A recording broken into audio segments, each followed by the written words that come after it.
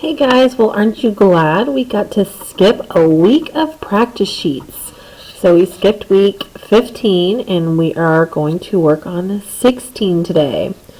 So guys, we're kind of into the new year, so I'm hoping some of us can really start improving on our practice sheets. Let's get them turned in on time, make sure we're watching our videos.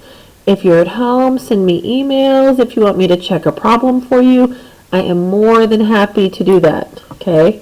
So please just make sure you are showing work on your own paper and uploading a copy of your work. I need to make sure I see your multiplication and your division and fractions, okay? So today, I'm thinking I might even do maybe an extra problem. We'll see how I'm feeling here. So, let's start with number 1, and hopefully remember, we draw our lines so that we see two sides of our inequality. Please make sure when we do an inequality that we actually use the inequality sign, that we don't use an equal sign. Okay, so remember, half of your problem comes from here, half of it comes from here. Okay, so make sure you are graphing your inequality, which will then help you with number 2. Okay, so most of us, I think we're good with the first step, which is find our variable. It's over here. What's next to it is plus 7. To get rid of plus 7, we do minus 7. Now, when we do minus 7, we want to make sure we line it up correctly. Okay? So that decimal, if you don't see it, it's at the end. Okay? You don't have to put that if you know it, but I want to make sure everybody here understands that we want to make sure the 2 and the 7, these are in the ones place. Okay? So we know that. Crosses out. Don't forget to pull down the negative next to the 4. And then you subtract that. I could do it right there. I don't know why I'm doing it to the side. This subtracts fine. I can't do that. That becomes a 12, right? That becomes a 1. 12 take away 7 is 5, and then 1. And then I'm going to just double check my sign here. So it's 22, like normal subtraction here, so we're good. Okay, so the next thing is a number next to a letter means a multiply. To get rid of a multiply, we divide.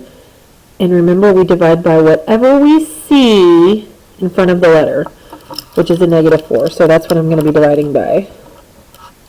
So I'm going to stop a second, make sure you're caught up with me.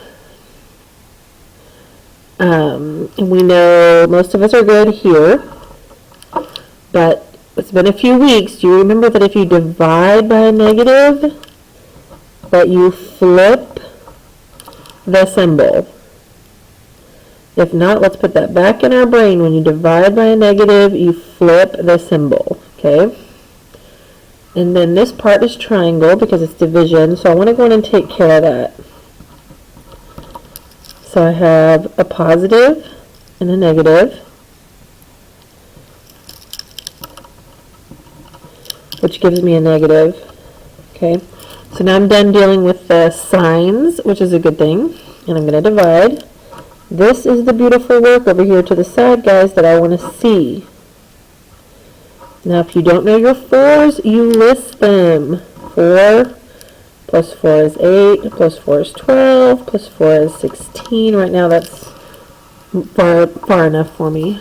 So 4 won't go into 1. This is just helping me keep my place values lined up. 4 into 15, 1, 2, 3, 12, 3. And I'm going to put my decimal here. I probably should have done that first because I didn't have to move it.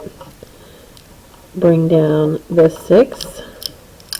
It's 4 into 36. I know what it is, but if we don't know, list it. You have no idea how happy I am when y'all do this kind of stuff. Okay, because I know you're trying it by yourself. Okay, or at least in this case with the video, which is fine also.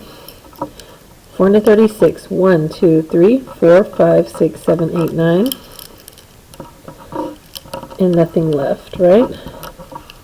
I'm going to put this 3.9 right here next to what I already wrote so that I don't forget that it's actually negative, okay?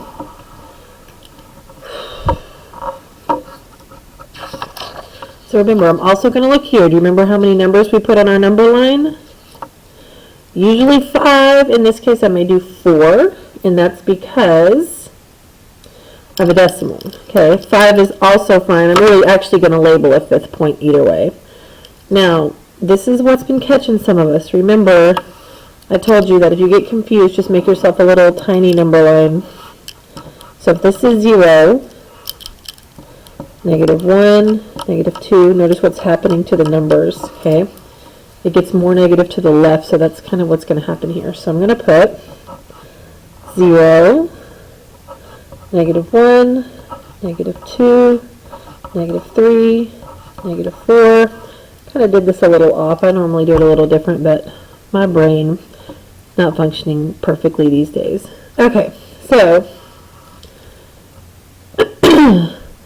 -3.9, guys, remember that means that's going to be really close to -4, okay? So I'm just going to put a little mark here just to indicate that I'm trying to get it close but not on the -4. And I'm going to leave it open. Does that sound familiar? We don't color it in because it cannot equal -3.9 because there's not the line, okay? Remember, if it's like this or like this, we leave it opened. If it's like this or like this, we close it when it can be equal to, okay? So, and we are going to shade to the right. X is greater than. So remember we talked about that. It kind of looks like it's pointing to the right as long as the variable is on the left side, okay? This is what I need your number lines to look like, guys. I need a defined dot, open or closed. I need it shaded so that I can tell. And I need more than one number. I need really 5 numbers, okay? At least 4, at least, okay?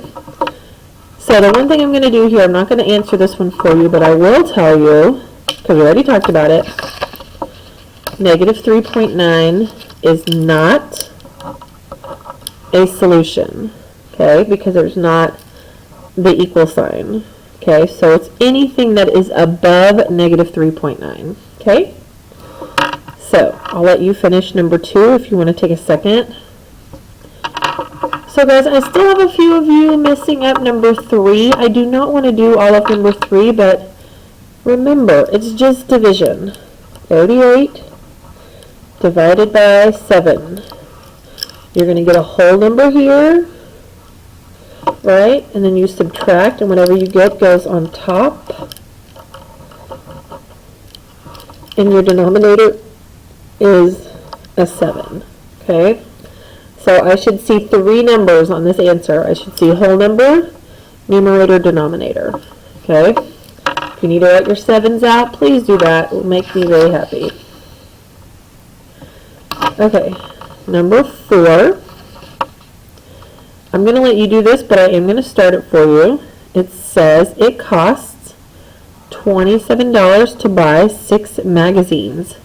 What is the unit cost? Remember we talked about unit rate, unit price, okay? So that's cost in this case per magazine. So all we're doing, cost per magazine, guys. So, and you have room right here. You're going to divide it. Cost, and I'm going to go ahead and put this here.